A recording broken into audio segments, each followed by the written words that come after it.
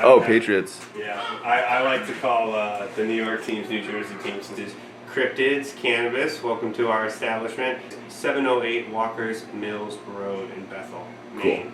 Cool. So when we opened this place, we've been open for about 3 years now, and our initial idea was we wanted to stand out somehow. I mean, there's a lot of cannabis shops in Maine. I'm sure you've noticed on your drive around. So what can we do to stand out? Well, we wanted a theme. You know, it works for restaurants, so why not give it a shot? Works for bars. So we decided, let's do cryptids. For, you know, there's more backstory to that. Like, I've been a cryptids enthusiast for a long time. My partners, same thing. Our partners are Doug and Heather, our husband and wife, and then my wife Lauren.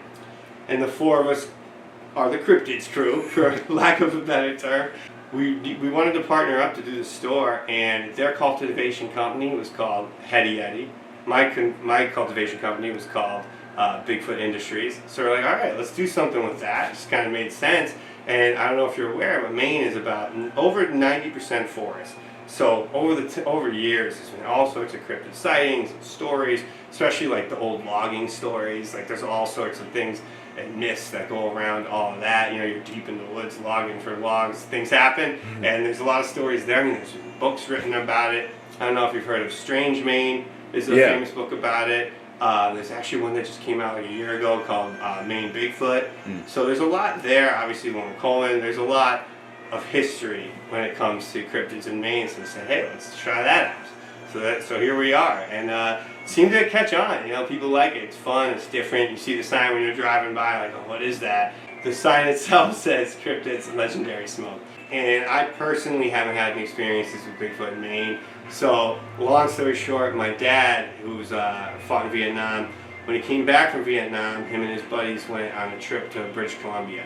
And I'm not gonna fill in too many details because it's not my story, but he had an experience there with Bigfoot, and he told me the story when I was younger, and it just it lit up my imagination. So after that, I'm reading books about it, I'm writing stories about it, all that kind of stuff, and it's just been a lifelong kind of, I don't know if obsession's the right word, but it's definitely been a lifelong interest in Bigfoot and passion in cryptids in general. And my dad has definitely kind of stoked that flame over the years. He's a big adventure guy, and he's very much in love with the whole thing.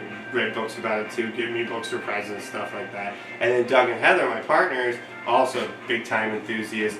Doug has actually had like a little bit of a sighting here in Maine. So again, I don't want to tell someone else's story, but hopefully you can get to meet him one time and he can tell you the story too. Yeah, definitely. But yeah, it's people come in here all the time with stories too. I bet you like get just the so other many. day. So Rabbit Road is this road right across the street. Just the other day, a guy came in and he's like, "I'm telling you, I saw one on Rabbit Road.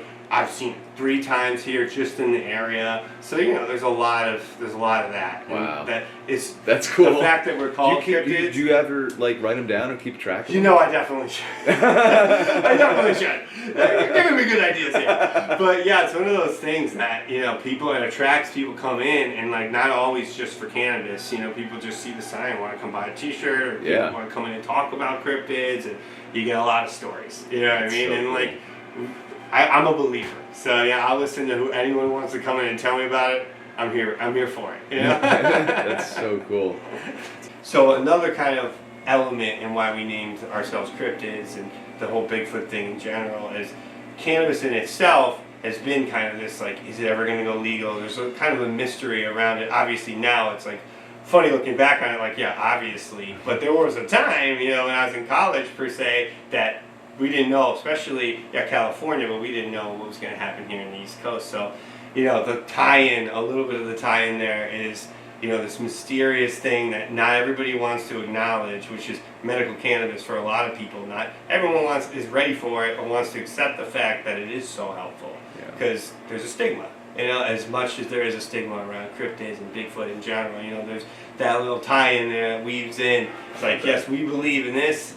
We believe in cryptids, we believe in cannabis, medical cannabis, and it's just kind of a cool not juxtaposition, but a cool tie-in. It is. Oh, I love that. Cool. Cool. All right, so let's get some stuff.